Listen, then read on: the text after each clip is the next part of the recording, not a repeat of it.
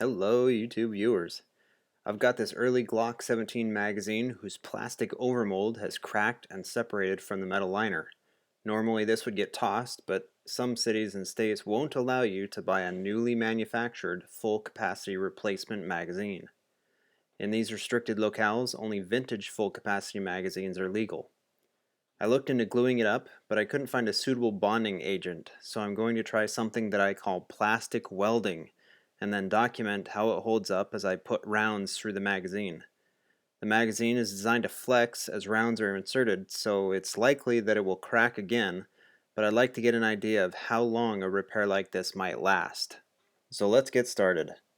I'll be using a wood burning tool, a magazine base plate as a plastic donor, and a blade to shave down the base plate. So the first thing is to cut away at the sacrificial base plate. I'll be using my box cutters to do this.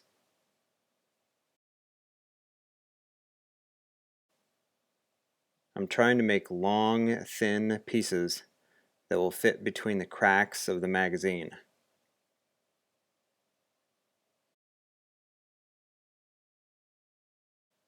This one looks to be about the right size. It's thin, it's not too wide. So now let's make a whole lot more of them.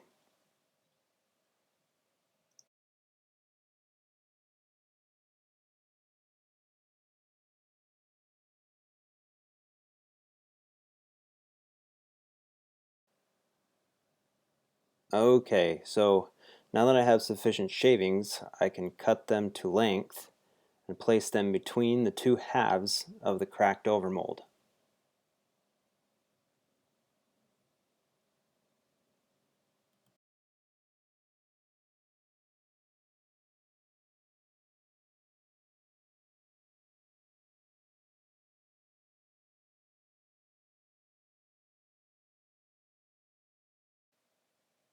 That looks like a good fit. You can see from the side that the plastic sticks up a bit. That way I've got enough plastic to fill the void between the two halves as I melt it down. Okay, so the wood burner is all heated up. Now I'm just going to melt carefully this thin sliver into the void between the two halves of the cracked overmold.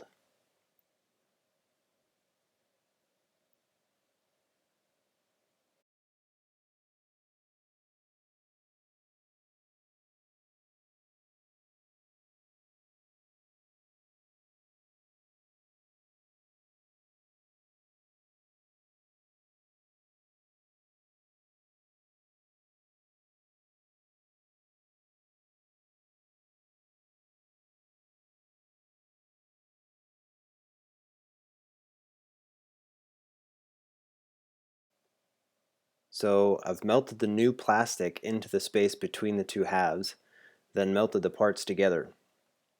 It looks like as I push on either side of the crack that the two halves are now moving together. I think this is good enough for now. I'll continue doing this for the rest of the cracks and then come back to do a little bit of cleanup once I've got that done.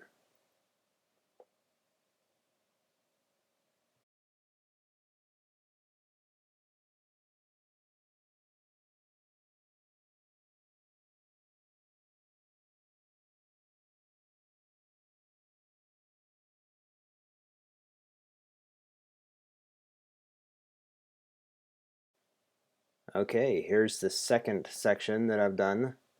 You can see that the two halves are bonding well together. As I push on one side of the crack, the whole piece of plastic moves. So I'll continue to do the same thing to the rest of the magazine.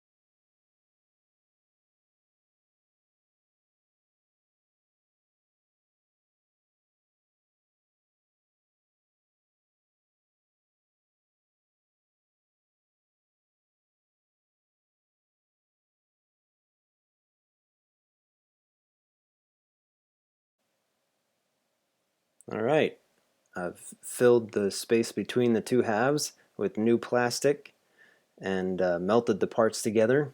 You can see that as I press on the magazine, it flexes and the two halves stay together.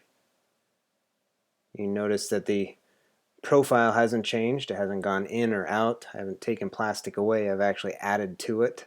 So now I'm going to take steel wool and sand that extra plastic down to be flush with the rest of the magazine.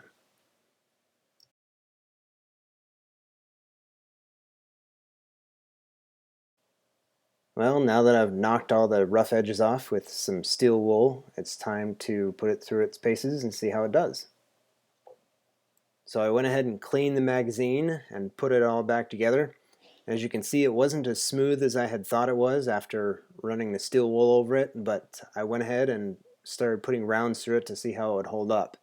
This is over 2,000 rounds later, 2,040 rounds to be exact.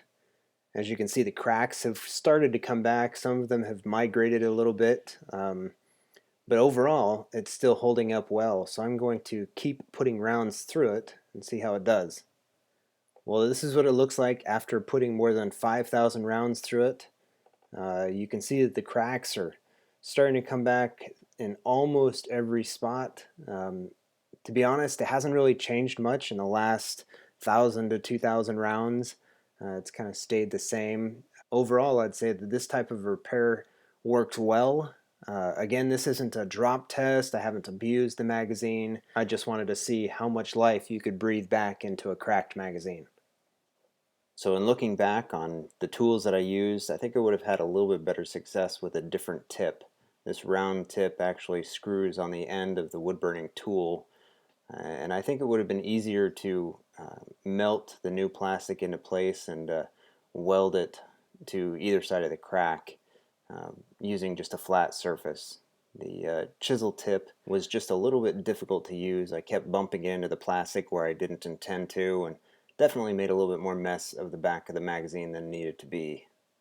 Well, there you have it.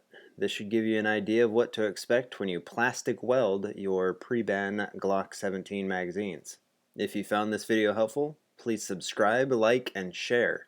You can also watch my other videos and find pertinent links in the video description. And as always, I hope this helps, and good luck.